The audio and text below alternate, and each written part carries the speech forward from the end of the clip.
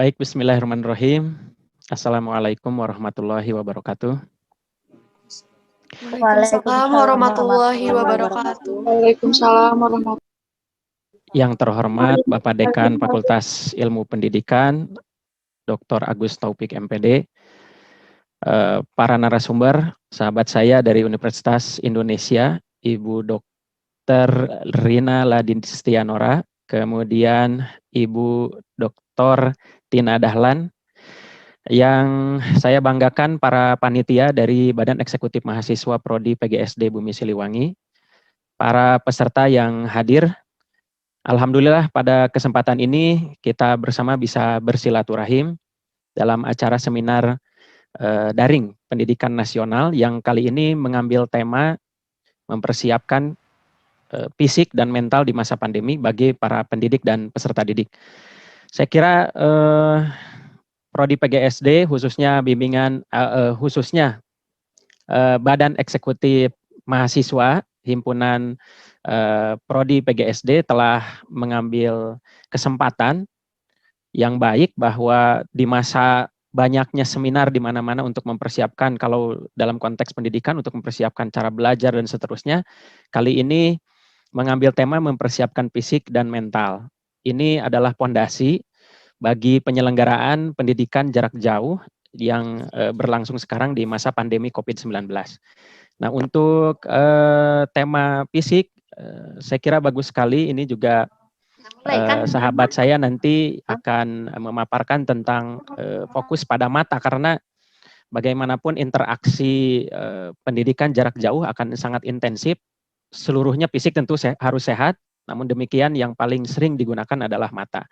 Yang berikutnya juga dari Bu Tina, saya ucapkan juga terima kasih atas kesediaannya yang akan nanti memaparkan bagaimana mental atau secara batiniah juga. Mungkin nanti ada kejenuhan dalam menghadapi situasi PJJ yang sementara ini sedang kita jalani. Terakhir, saya ucapkan selamat kepada panitia dan seluruh peserta. Semoga memperoleh manfaat sebanyak-banyaknya dan keberkahan ilmu yang nanti bisa diaplikasikan untuk kita sebagai pendidik dan peserta didik di masa yang akan datang, supaya memiliki kesehatan fisik, terutama matanya ya. Yang kedua adalah kesehatan mental. Itu saja yang bisa disampaikan.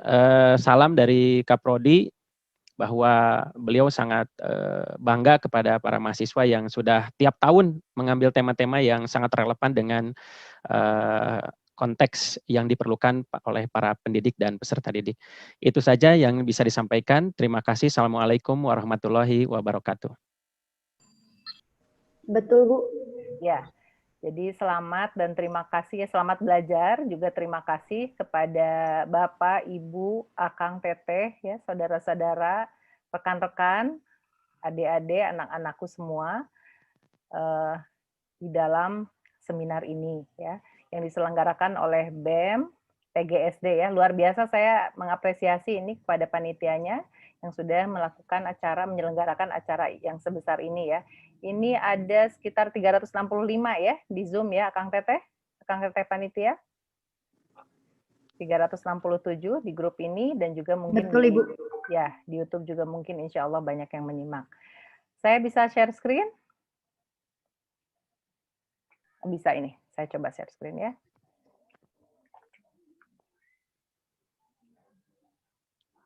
Bentar. Bentar ya. Mudah-mudahan bisa. Iya. Terlihat share screen saya? Terlihat, Ibu. Ya? Oke. Terlihat. Ya, sekarang ini saya akan membahas pentingnya menjaga kesejahteraan mental, fisik, mental, dan sosial pada masa pandemi ini. Ya. Mohon maaf tadi karena mungkin saya belum mendengar secara utuh. Nama moderatornya siapa, Teh? Deseni Amelia, Bu. Dipanggilnya siapa? Seni. Seni ya, oke. Iya. Teh Seni, kita mungkin akan seperti ngobrol juga ya, biar saya tidak kesepian sendiri. Iya. Karena panitianya semuanya kan, pesertanya semuanya di-unmute ya. Jadi mohon untuk tetap di-unmute untuk Teh Seni ya. Jadi ini sebetulnya merupakan sesuatu yang banyak diperbincangkan, tetapi mungkin versinya juga banyak sekali ya dalam membahas tentang kesehatan fisik, mental, dan sosial. Nah, sekarang pertanyaannya adalah mengapa saya memilih kesejahteraan gitu. Seolah-olah kan kalau kesejahteraan itu berkaitan dengan keuangan ya, Teseni ya. Iya. Bukan seperti makna kesehatan gitu. Nah, mengapa saya mengangkat sebagai suatu kesejahteraan, istilah yang saya ambil bukan kesehatan, kita akan simak ya melalui slide-slide berikut ini. Oke. Nah, ini ya, kita sekarang pada kondisi school from home-nya diperpanjang ya. Ini yang tadinya kita gembira ya, karena waktu awal mula itu PSBB atau school from home-nya dicoba 2 minggu. Ternyata setelah 2 minggu, ditambah lagi 2 minggu, terus saja. Tidak terasa, kita mulai dari Maret sampai sekarang bulan September, kita masih school from home atau work from home. Ya, banyak sekali mungkin anak-anak yang seperti ini melihat keluar ya, karena memang tidak boleh keluar dari rumah, kalaupun juga keluar rumah mungkin hanya melihat jalan saja gitu ya. Karena saya pribadi juga waktu itu karena saking bosennya gitu ya di rumah, saya membawa ketiga anak saya dan juga ibu saya beserta suami saya itu hanya untuk keliling dan melihat sekolah anak saya gitu.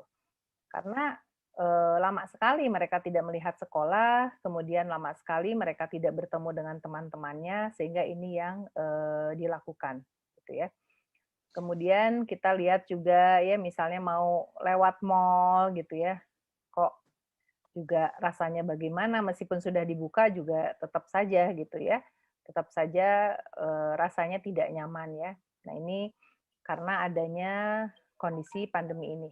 Mohon maaf ini bukan saya yang mencoret-coret ya, ada sendiri ini di layarnya. Bukan saya yang mencoret-coret, ini ada yang coretan biru. Nah, apa yang terjadi karena kita ada di rumah ya?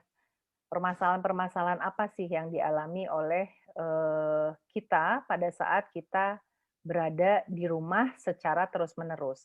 Kalau hanya sesekali mungkin biasa saja tidak ada perbedaan. Bahkan kadang-kadang kalau kita misalnya kuliah ya, apalagi Teseni sekarang kan masuk program doktor ya. Iya, Masuk betul, program Bu. doktor, itu kan rasanya ingin ada di rumah ya, Teh? Iya kan? Pada saat Iya. sibuk gitu ya, sibuk ingin di rumah juga tidur gitu, bukan untuk mengerjakan tugas, ingin tidur, ingin ke mall, segala macam pokoknya kan. Tetapi ternyata kan hal tersebut sulit untuk dilakukan gitu ya. Nah, sekarang ternyata kondisi kita menyebabkan kita harus berada di rumah dalam waktu yang lama. Nah, mungkin permasalahan-permasalahan ini yang akan dialami oleh kita semua, termasuk saya sendiri gitu. Gangguan tidur misalnya. Ya, Teseni mengalami nggak gangguan tidur? Mengalami, Bu. Ya, gangguan tidur. Bukan mikirin disertasi, bukan? Salah satunya itu sih, Bu. Tidurnya bukan karena di rumah terus, jangan-jangan karena memikirkan disertasi, atau mungkin gangguan tidur karena mau bimbingan gitu ya, mau bimbingan offline nggak bisa gitu. Bimbingannya melalui online misalnya. Atau sekarang mulai terjadi MAH yang meningkat frekuensinya atau intensitasnya ya. Ini juga mungkin banyak dialami, MAH-nya mulai terasa. Kemudian juga mual-mual ya. Rambut rontok juga, coba cek rambutnya tambah rontok apa enggak. Ya, kemudian juga lemas, lesu, asma juga mulai kambuh-kambuh lagi, gatal-gatal ya, mata perih juga gitu. Karena terus-terusan misalnya membuka laptop ya ataupun juga gadget. Kemudian sakit atau pening kepala juga banyak dialami ya oleh kita semua. Kemudian sakit atau pegal punggung dan leher juga dialami karena mungkin kita sering keliru di dalam posisi duduk atau pada saat menggunakan gadget ya. Misalnya pada saat menggunakan handphonenya ada di bawah, kitanya misalnya tertunduk gitu ya, sehingga itu juga bisa menyebabkan kesalahan pada bentuk fisik misalnya ya. Kemudian juga tidak nafsu makan atau juga mungkin makan berlebihan ya. Karena biasanya jam 9, jam 10 baru juga sarapan, udah lapar lagi, berarti harus makan. Kemudian nanti pukul berapa? Pukul 12-nya makan lagi, pukul 3 dan 4-nya juga makan lagi misalnya ya. Atau bisa juga jadi tidak nafsu makan. Nah, ini permasalahan yang dialami oleh kita dan terlihat gejalanya itu pada fisik. Tetapi sebetulnya meskipun gejalanya ada pada fisik, semua ini juga dialami gitu ya, dikarenakan mungkin karena adanya suatu permasalahan di dalam psikis ataupun juga mental kita ya. Nah, permasalahan pada mentalnya apa nih? Nah, ini mental di sini sebetulnya proses-proses yang ada pada diri kita. Bisa jadi permasalahan pada pikiran ya atau kognitif atau permasalahan pada emosi kita ya. Misalnya kita demotivasi nih ya, malas belajar gitu. Dan ini dialami baik oleh pendidik ataupun juga peserta didik. Karena misalnya gini, saya pribadi pada saat mengajar misalnya ya, sering pada saat saya bertanya, ada pertanyaan, krik, krik, krik, krik gitu ya. Suara jangkrik yang terdengar gitu, kok nggak ada suara gitu. Kenapa ya? Padahal semua hadir gitu. Dan memang kalau saya pribadi pada saat memberikan kuliah, semua video itu harus on. Memang seperti egois ya, tetapi saya juga sebetulnya ingin membuat semua sehat gitu ya, dalam arti kalau misalnya tidak melihat, hanya off saja gitu ya videonya, aduh rasanya tuh nggak nyaman gitu pada saat mengajar. Nah, demotivasi ini bisa saja terjadi ya, baik kepada pendidiknya ataupun juga peserta didik ya. Kemudian frustrasi juga ya, karena guru misalnya mengajarkan anak-anak melalui online itu kan rasanya belum maksimal gitu. Inginnya kan menjelaskan langsung sehingga ada tanya jawab. Tapi kan kalau melalui online itu ada jeda gitu. Kalau misalnya di Google Classroom apalagi. Kadang-kadang misalnya guru memberikan instruksi, murid-muridnya nggak ada yang jawab. Tidak ada yang mengatakan hadir atau bagaimana gitu ya caranya, tidak ada yang bertanya sehingga guru juga mungkin bingung ini apakah informasi yang disampaikan oleh guru tersebut sampai atau difahami oleh muridnya atau tidak gitu ya. Kemudian jenuh juga, ini jenuh juga dirasakan ya baik oleh gurunya ataupun juga peserta didik. Oh ya, tadi yang frustrasi dari versi peserta didik juga mungkin tadi ya ada tugas-tugas tertentu yang tidak difahami oleh murid ini ya ataupun siswa, tetapi sulit untuk menanyakan kepada guru. Akhirnya yang ditanyakan adalah orang tua, ayah ataupun ibu. Nah, kebanyakan sih ibu gitu ya. Nah, kemudian jenuh juga ya karena terus-terusan melihat situasi di rumah. Begitu lihat kursi lagi, yang dilihat ibu lagi gitu ya, yang dilihat ayah lagi, suami lagi misalnya ya, anak-anak, teman-teman dan lain-lain sebagainya itu tidak bisa dilihat. Yang dilihat adalah situasi-situasi di rumah. Kemudian bisa saja terjadi mudah lupa. Mengapa mudah lupa? Karena mungkin ini kaitannya dengan mudah teralihkan ya atensi. Jadi yang pertama, misalnya kita sedang sekolah tetapi membuka WhatsApp juga, gitu ya. Sambil mengajar, buka WhatsApp, buka tugas yang lain, buka PowerPoint untuk membuat PPT dan lain sebagainya. Akhirnya mungkin ngehang pas di tengah-tengah. Pada saat mau menjelaskan ngehang. Ataupun juga atensi jadi mudah teralihkan ya. Misalnya ada murid yang sambil belajar sambil membuka games. Itu sering terjadi gitu ya. Pada saat lagi PTS, lagi UTS juga membuka games. Ini atensinya menjadi mudah teralihkan. Kemudian mungkin terjadi juga sulit mengambil keputusan atau memecahkan masalah ya. Karena tadi karena mungkin multitasking ya dan lain sebagainya, akhirnya kita menjadi kesulitan juga untuk memecahkan masalah ataupun juga mengambil keputusan. Mudah marah ya, mudah geram. Teh Seni merasakan nggak saat ini? Agak mudah Rasakan, Bu. marah. Iya, Iya kan? emosi Ya, kurang terkontrol, Bu. kurang terkontrol ya. Kalau menggunakan istilah ini tuh apa disebutnya tuh senggol bacok gitu ya. Jadi kesenggol. Mohon maaf. Jadi ya menggunakan istilah sekarang kan yang digunakan seperti itu ya. Jadi Iya, ketoya sedikit tuh waduh gitu. Ini kebakaran jenggot gitu ya. Nah, ini mudah marah juga mungkin dialami oleh kita gitu ya. Kesepian juga mungkin dialami oleh kita juga. Bad mood ya, bete aja gitu ya. Kemudian juga bisa jadi bawaannya tuh, apa, sedih gitu, bawaannya juga bingung, galau, nggak tahu mau bagaimana gitu. Atau pikiran irasional. Irasional itu misalnya, sepertinya sih pandemi tidak akan berakhir, misalnya gitu ya, pikiran-pikiran irasional seperti itu. Karena misalnya di Indonesia kan penduduknya ini, apa ya, kalau istilah Sundanya mah baradegong. Baradegong tuh nggak nurut misalnya ya, nggak patuh sama aturan pemerintah misalnya. Jadi banyak sekali pikiran-pikiran seperti ini. Gimana kalau sekolahnya online terus? Gimana kalau begitu? Gimana kalau begini? Dan lain sebagainya. Banyak sekali pikiran-pikiran irasional yang mungkin kita alami. Kemudian atensi mudah teralihkan tadi sudah saya jelaskan. Nah, sekarang dengan adanya adaptasi kebiasaan baru ini ya, dengan adanya online learning atau work from home ini ya, jadi memang dengan adaptasi kebiasaan baru ini kita akan menjadi work from home, kemudian juga kita mengalami pembelajaran jarak jauh ya, dimulai dari jenjang anak usia dini sampai S3 semuanya kan pembelajaran jarak jauh ya. Para dosen, para guru ini bekerja dari rumah. Para karyawan juga semuanya bekerja dari rumah. Ada sih beberapa memang guru-guru yang memang melakukan home visit kepada muridnya karena memang dibutuhkan. Misalnya seperti kalau yang saya dengar anak-anak usia dini itu biasanya gurunya melakukan home visit seminggu sekali atau seminggu 2 kali. Atau kadang-kadang juga guru-guru SD juga melakukan home visit ya di sekolah di apa kepada siswanya ke rumah siswa.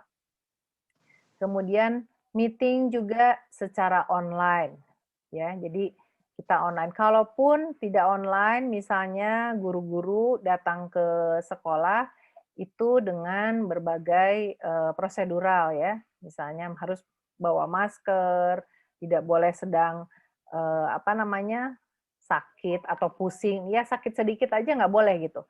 Biasanya kan kalau di kita, di sekolah kita kan kalau ada anak-anak yang batuk aja pada sekolah ya Teh Seni ya, iya, Bu. iya kan? Batuk sekolah, kemudian mau pilek juga kan sekolah gitu ya. Mm-mm. Kecuali kalau yang demam tinggi ya nggak sekolah ya. Selama Iya. anak-anaknya tidak demam tinggi kan kalau di Indonesia banyak yang anaknya tetap sekolah kan gitu ya. Mm-mm. Ya kan? Nah, kalau sekarang kan benar-benar dijaga. Jadi memang bagi saya hikmah yang terjadi pada masa pandemi ini adalah memang kita tetap harus waspada meskipun anak hanya ya dalam tanda kutip kalau dulu disebutnya hanya batuk dan pilek itu memang tidak boleh sekolah karena takut menularkan ya kepada orang lain. Jadi memang ini memberikan warning juga kepada kita ya bahwa pada saat anak sakit meskipun batuk pilek lebih baik di rumah. Baik pada masa pandemi ataupun juga di luar masa pandemi ya. Kemudian virtual meeting juga ya. Nah, ini terjadi juga nih yang dua nih yang luar biasa nih ya. Muridku menjadi 2 sampai 3 kali lipat kan? Betul nggak? Teh Seni guru bukan? Mohon maaf. Belum ini, Bu, belum sempat mengajar, Bu, jadi langsung. Oh, langsung ya. Iya. Nih, coba nanti kalau ada tanya jawab. Ini kan muridku menjadi 2 sampai 3 kali lipat untuk guru. Karena apa? Ada murid, ya, ada ibu, ada ayah. Yang kadang-kadang ayah atau ibunya juga bertanya kepada gurunya. Coba nanti mungkin ada beberapa yang mau bertanya ya tentang hal ini, bagaimana pengalamannya atau bercerita. Karena memang ini yang terjadi gitu. Misalnya ada WhatsApp group gitu ya, WhatsApp kelas, kemudian guru membuka di situ di mana apa namanya? Orang tua boleh masuk, orang tua itu biasanya sih kebanyakan ibunya, tapi kadang-kadang ada ayahnya. Tapi kadang-kadang anaknya juga boleh masuk ke sana dan ternyata yang bertanya Misalnya bukan hanya anaknya saja, ibunya juga bertanya, ini gimana misalnya PR halaman sekian, gimana caranya dan lain sebagainya, sehingga guru melayani muridnya itu jumlahnya menjadi lebih banyak gitu ya. Satu murid itu dihitungnya menjadi 2 sampai 3 karena ada ibunya dan juga ayahnya. Kemudian juga kondisi di rumah ini untuk peserta didik ataupun juga siswa. Sekarang ayahku atau ibuku adalah guruku, betul nggak? Ya, jadi yang menjadi guru itu adalah ayahnya atau ibunya gitu. Karena gurunya memang hanya bisa dilihat secara virtual. Kalaupun ada apa namanya online meeting melalui ya berbagai media atau video conference, tetap biasanya di rumah itu harus dijelaskan kembali oleh ayahnya ataupun juga ibunya. Kecuali bagi anak-anak yang betul-betul mandiri gitu ya, dia bisa seperti itu gitu ya, bisa sendiri mengerjakan tanpa bertanya kepada ayah atau ibunya. Tetapi kalau yang saya alami gitu ya, baik saya pribadi ataupun juga beberapa orang yang saya dekat gitu ya, mereka mengatakan bahwa mereka sendiri yang harus menjelaskan kepada anaknya. Kemudian multitasking ya.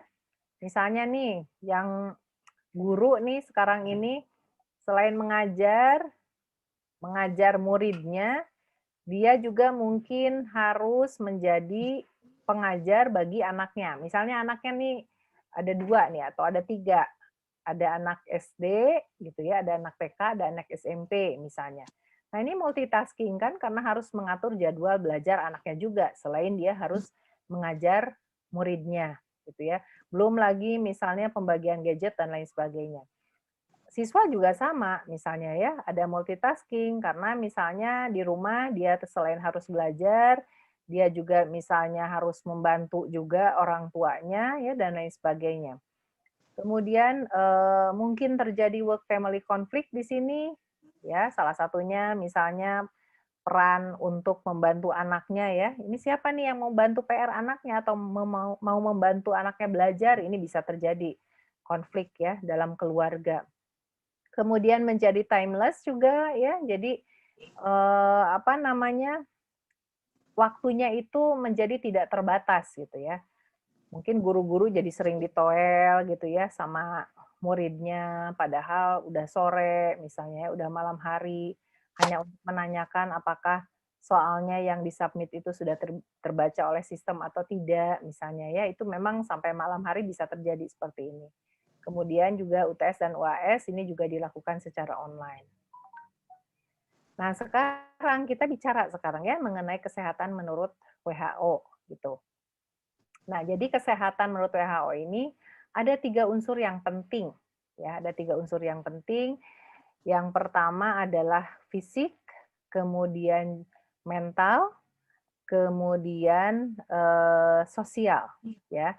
Nah, ketiganya ini harus kita miliki secara utuh, ya, dan semuanya ini akan membentuk well-being atau kesejahteraan pada diri kita. Ya. Nah, apa sebetulnya kesejahteraan atau keutuhan dari ketiga ini? Jadi di sini bukan hanya sekedar tidak adanya penyakit, bukan hanya sekedar tidak adanya kelemahan. Pokoknya yang namanya kesejahteraan fisik, mental, dan sosial ini lebih dari tidak adanya penyakit ataupun kelemahan, gitu ya. Jadi memang kesehatan itu apa ya? Kesehatan fisik, mental, sosial itu bukan berarti misalnya katakanlah kalau fisik gitu ya, tidak pusing itu berarti sehat misalnya gitu ya. Tidak tidak menderita asma berarti sehat atau juga sejahtera secara fisik, tidak seperti itu gitu ya. Lebih dari tidak adanya penyakit. Jadi artinya pada saat kita tidak menunjukkan suatu gejala penyakit, belum tentu kita dikatakan sehat secara fisik ataupun juga sejahtera secara fisik ya. Nah, sekarang saya ingin menjelaskan sedikit ya tentang mengapa ini penting gitu ya, ketiganya ini secara utuh. Karena memang ketiganya itu sebetulnya dikelola gitu ya, dikelola oleh otak sebetulnya ya. Bagaimana kita berinteraksi gitu ya, bagaimana kita mengatur gerakan-gerakan fisik dan lain sebagainya, semuanya diatur di sini. Sehingga memang saya setuju sekali dan meyakini bahwa kita tidak hanya berbicara sehat mental, kalau misalnya kita tidak membahas tentang fisik dan sosial. Tapi kan kalau tadi fisik sudah ya, sebelumnya sudah langsung dijelaskan atau dipaparkan oleh dokter.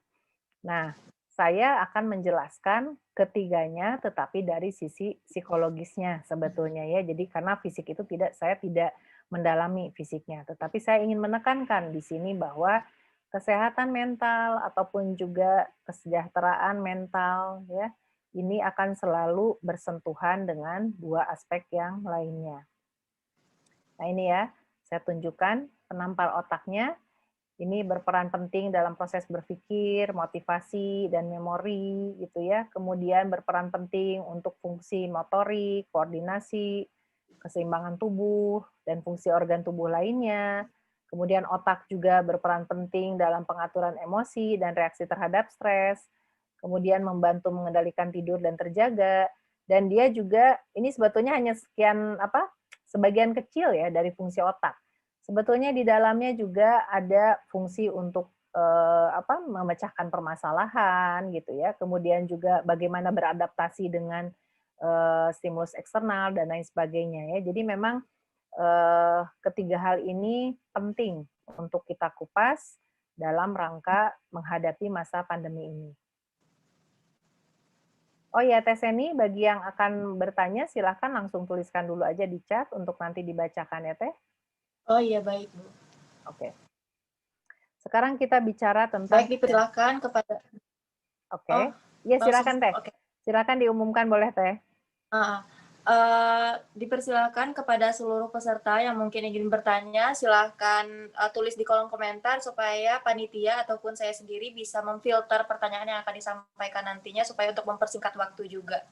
Jadi dipersilakan untuk dilanjutkan kembali, Bu. Iya, oke, terima kasih. Pemaparan saya sampai jam berapa, Teh? Dalam waktu 50 menit berarti sampai 16.20, Bu. Oke. Ya, karena tadi sayang sekali tanya jawab hanya 10 menit ya, Teh? Iya. Boleh 15 menit nggak nih? Boleh. Tanya boleh. jawabnya ya, karena biasanya tanya jawabnya itu yang seru ya. Iya, betul. Oke. Oke, yang berikutnya saya akan menjelaskan tentang kesejahteraan fisik. Apa sih kesejahteraan fisik itu gitu ya? Jadi kesejahteraan fisik itu menunjukkan kemampuan kita untuk melakukan aktivitas fisik dan juga menjalankan peran sosial yang tidak terhalang oleh keterbatasan fisik dan pengalaman nyeri pada tubuh. Atau juga kesejahteraan fisik itu menunjukkan sejauh mana kita sehat dan merasa aman secara fisik. Jadi memang kesejahteraan fisik ini tidak hanya dilihat dari luar saja, tetapi memang kita sendiri merasa aman secara fisik gitu ya. Bahwa memang kalaupun misalnya gini, saya nggak sakit kok gitu ya, saya nggak sakit kepala, di rumah aja membuat saya nyaman, tetapi misalnya dia malas bergerak gitu, maka orang ini sebetulnya tidak bisa dikatakan sejahtera secara fisik. Mengapa demikian? Karena fungsi fisik itu adalah salah satunya untuk bergerak, selain untuk istirahat. Jadi kalau misalnya ada orang yang males-malesan, padahal dia sama sekali tidak mengalami sakit apapun, malas berolahraga juga, maka orang tersebut dapat dikatakan tidak sejahtera secara fisik. Gitu Teh Seni ya. Jadi memang kalau misalnya kita malas bergerak, berarti kita sudah memusnahkan hak fisik untuk bergerak. Fisik itu punya hak. Fisik itu punya hak untuk bergerak. Atau tugas lah gitu ya, punya tugas untuk bergerak selain untuk beristirahat. Jadi kalau misalnya dia tidak ditugaskan untuk bergerak, kita sudah zolim terhadap fisik kita. Berarti kita tidak mensejahterakan fisik kita. Ya, karena kadang-kadang gitu, aku nggak sakit, aku sehat gitu. Tanya deh, misalnya ya, Bu, Ibu sehari-hari ngapain misalnya gitu ya. Aku ngajar, aku ini memang fisiknya kan dipakai gitu. Tetapi hanya diforsir untuk bekerja saja. untuk rileksnya nggak ada gitu. Berarti itu juga tidak sejahtera secara fisik ya. Karena memang harus balance, harus seimbang. Tidak boleh fisik itu hanya dipakai untuk untuk berpikir. Coba aja kita lihat di otak ya. Tidak boleh hanya untuk berpikir gitu. Dia juga harus ada pengaturan, harus ada istirahatnya, misalnya gitu ya. Harus ada istirahatnya, harus ada terjaganya juga gitu ya, harus seperti itu.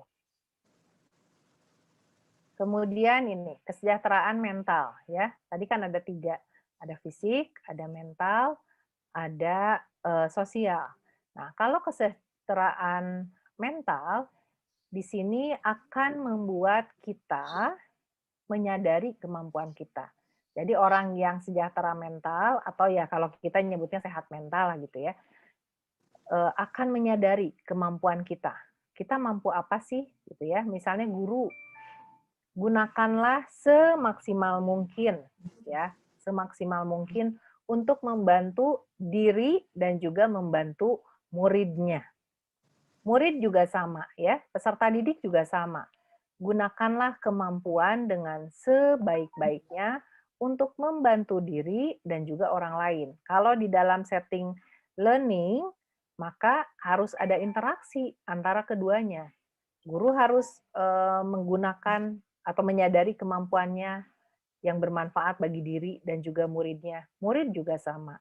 Karena kalau misalnya salah satu tidak menyadari kemampuannya, maka pembelajaran juga menjadi kurang optimal ya, atau kualitas pembelajarannya itu kurang baik gitu ya. Kemudian yang berikutnya, kalau kita sejahtera secara mental, maka kita dapat mengatasi tekanan normal ya. Jadi memang bisa jadi tekanan itu tekanan yang luar biasa gitu ya. Tapi kalau orang yang sejahtera secara mental ini dapat mengatasi tekanan normal dalam kehidupan. Jadi tidak, misalnya gini, dikasih tugas dikit, ngeluh misalnya gitu ya. Ya, Bu Guru kenapa sih ngasih tugas terus? Ini saya membaca nih ya, misalnya pada saat awal-awal WFH tuh banyak sekali kan, misalnya KPAI, banyak yang melaporkan keluhan kepada KPAI ya, saking banyak tugas katanya, peserta didiknya gitu. Nah, saya pribadi sebetulnya tertarik, apa yang dirasakan oleh guru gitu ya, pada saat dipaksa dalam tanda kutip untuk memberikan pembelajaran secara online gitu ya, apakah bisa mengatasi tekanannya atau tidak gitu ya. Karena kita seringkali melihatnya itu dari sisi atau perspektif orang tua dan juga murid. Kemudian dapat bekerja secara produktif gitu ya, bisa berkarya dan lain sebagainya, kemudian mampu memberikan kontribusi kepada masyarakat setempat. Jadi mumpung kita di rumah saja gitu ya, meskipun kita juga tetap bekerja, kita juga harus mampu memberikan kontribusi kepada masyarakat setempat. Jadi bukan hanya ke muridnya saja, atau juga peserta didik bukan hanya kepada gurunya saja, berikan kontribusi kepada masyarakat, minimal pada keluarga. Kemudian yang kesejahteraan sosial, jadi memang di sini dengan kesejahteraan sosial ini, kita akan memiliki hubungan yang baik, dan kita akan merasa damai. Ya, karena apa? Karena kita memang memiliki kebutuhan untuk mencintai, dicintai, untuk menjadi bagian dan juga terhubung dengan orang lain. Nah, sekarang di masa pandemi ini, apa yang perlu kita lakukan? Nah, berarti kan kita harus tetap keep in touch, harus tetap memiliki hubungan ataupun ya kontak atau interaksi, komunikasi dengan orang-orang yang memang kita ingin tetap jaga gitu ya, silaturahim atau kontaknya, interaksinya. Misalnya dengan teman, sering-seringlah misalnya berkomunikasi bisa melalui berbagai media ya. Kalau sekarang kan bisa melalui sosial media ya, WhatsApp, Line dan lain sebagainya ya. Atau juga bisa melalui, sekarang kan ada kuis-kuis lucu ya Teh ya. Iya, Ada betul. games lucu ya yang bisa bersama-sama misalnya dilakukan gitu ya dan lain sebagainya, itu banyak sekali. Jadi memang kita tetap harus keep in touch dengan orang lain. Nah, ini yang terakhir, bagaimana menjaga kesejahteraan fisik, mental dan sosial pada masa pandemi ini ya. Nah, yang pertama, kita harus melakukan berbagai aktivitas itu dengan disengaja. Misalnya, guru ya, pendidik, emang nggak disengaja gitu ngajar? Pasti disengaja kan ya, pasti disengaja gitu. Penuh kesadaran juga, nggak mungkin kan, sambil ngelamun kan nggak mungkin gitu ya, pasti penuh kesadaran. Tetapi sekarang, apakah guru betul-betul menikmati pembelajaran online itu? Contoh nih, apakah pada saat membuat media pembelajaran, ingat masakan nggak? Misalnya ya, misalnya lagi ngerjain PPT, aduh nanti makan apa ya misalnya, atau aduh ini bentar lagi dipakai nih laptopnya, misalnya gitu ya, dipakai sama anak saya misalnya gitu ya, atau juga untuk besok saya harus membuat PPT yang seperti apa ya dan lain sebagainya. Jadi tidak menikmati yang saat itu sedang dilakukan, tetapi malah mengingat masa lalu mungkin gitu ya, pengalaman masa lalunya, atau yang belum terjadi gitu. Nah, ini perlu sekali untuk ditekankan bahwa pada saat kita melakukan suatu aktivitas, maka kita harus menikmati sensasi. Nah, ini ya, sensasi yang dirasakan tubuh saat melakukannya.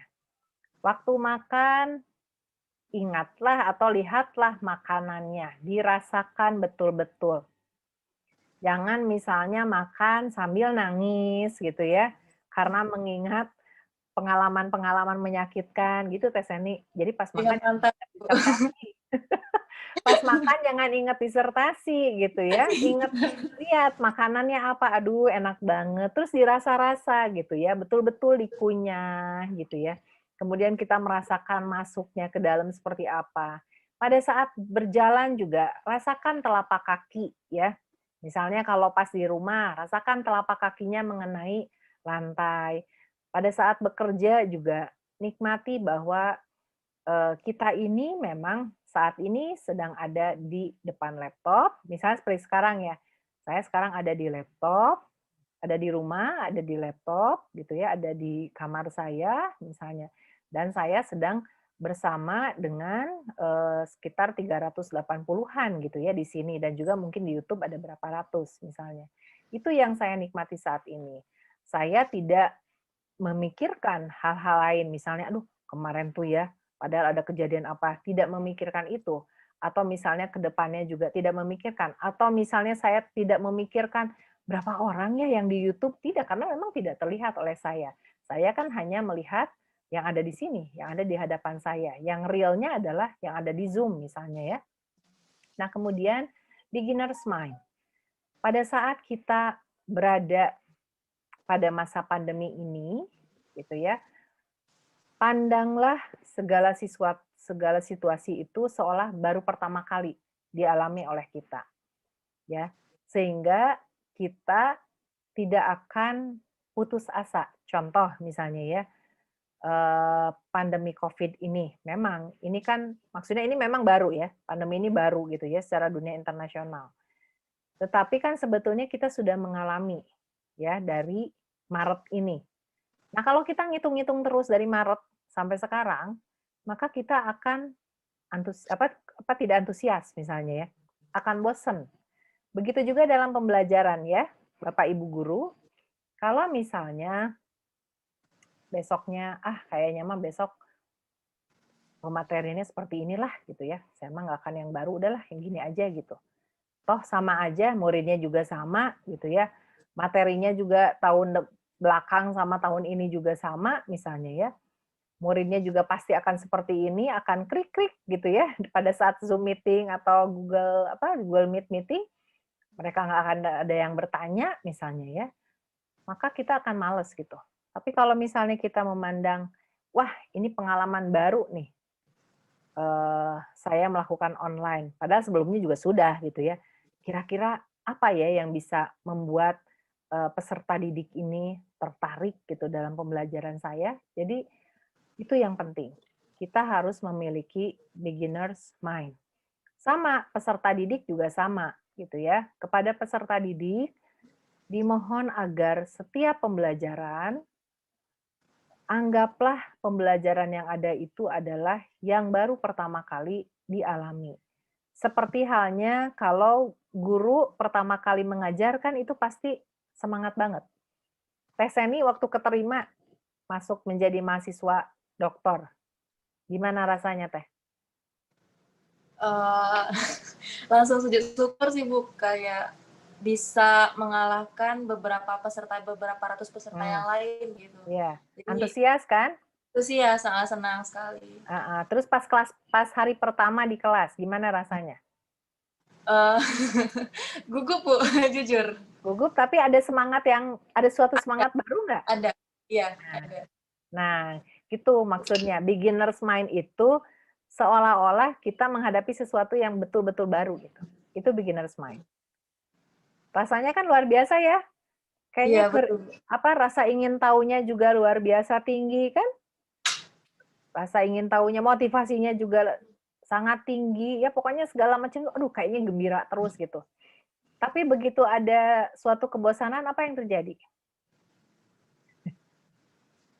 Jadi agak males ya Teh? Iya betul. Tidak seantusias waktu pertama kan? Betul, Semangatnya jadi down. Ya, nah itu yang dimaksud beginner's mind. Seolah-olah kita baru aja jadi guru, baru banget jadi guru. Seolah-olah kita baru saja menjadi peserta didik, baru aja gitu ya. Ini hari pertama saya sekolah gitu. Nah, kalau kita bisa menjaga itu, ya, maka insya Allah kesejahteraan fisik, mental, dan sosial kita akan terjaga gitu ya pada masa pandemi ini. Kita akan tetap semangat gitu ya. Kita bisa mandiri dalam belajar juga karena kita selalu menganggap oh ini situasi baru gitu ya. Bukan berarti kita membohongi diri sendiri. Tidak demikian, tetapi kita bisa menciptakan suasana baru. Misalnya kalau di rumah kan ini udah ketebak ya, misalnya pembelajarannya akan seperti ini. Mungkin penataan kamarnya yang dibedakan, atau misalnya sekolahnya atau ngajarnya di teras misalnya, yang ada bunga, yang ada tanaman, dan lain sebagainya. Jadi beginner's mind ini juga membuat kita melakukan suatu tindakan tertentu. Ya. Kemudian yang berikutnya adalah acceptance. Ya. Nah, dengan acceptance ini kita menerima diri dan situasi sebagaimana adanya. Jadi kita betul-betul ikhlas gitu ya. Mau gimana lagi dan memang situasinya seperti ini, ya sudah kita terima saja. Mau lari ke kanan kiri belakang juga tetap aja mau. Misalnya ada guru yang pokoknya mas saya mau ngajar luring misalnya ya. Atau ada murid yang pokoknya saya mau sekolah misalnya. Ya wong gimana mau masuk ke sekolah juga nggak ada siapa-siapa di sekolahnya kan? Kosong. Kemudian grateful, mensyukuri ya. Bersyukur bahwa kita masih diberi kebaikan. Ya, kita alami dibandingkan kita mengeluhkan ya. Kita harus bersyukur bahwa ternyata yang tadinya ya ini sebagai contoh Teh Seni karena yang unmute kan hanya Teh Seni ya. Iya. Misalnya yang tadinya jarang ada di rumah atau kalaupun di rumah juga kayaknya habis waktu untuk segala macam, sekarang kan jadi bisa di rumah ya. Yang tadinya sulit ngatur waktu ya karena saking padatnya berkuliah, bekerja dan lain sebagainya, sekarang kita syukuri bahwa kita bisa menikmati rumah. Ya, yang tadinya misalnya tidak bisa menyempatkan untuk olahraga, kita menjadi sempat berolahraga ya. Di rumah kan bisa banyak di YouTube juga.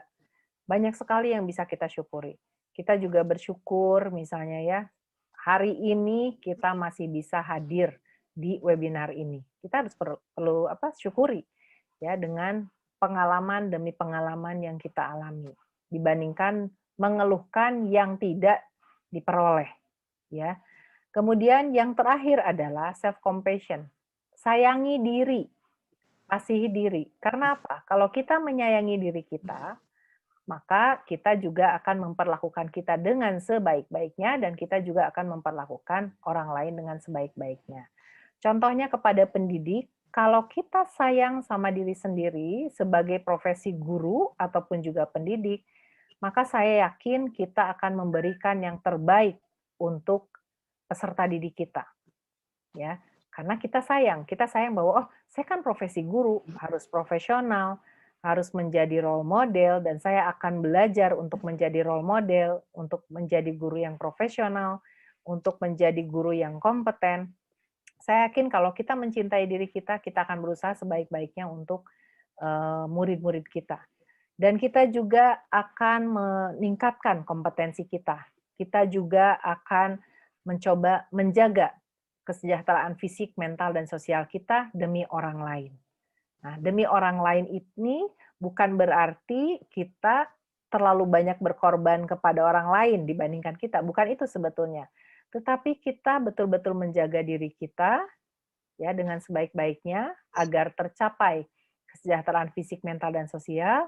Sehingga apa? Sehingga kita juga bisa membantu orang-orang di sekitar kita itu untuk meningkatkan kesejahteraan fisik, mental, dan juga sosial. Sama halnya dengan peserta didik. Peserta didik juga sama. Kita perlu untuk mencintai. Mencintai dalam arti bagaimana? Kerjakan pekerjaan rumah dengan sebaik-baiknya. Belajarlah dengan sebaik-baiknya. Mengapa demikian?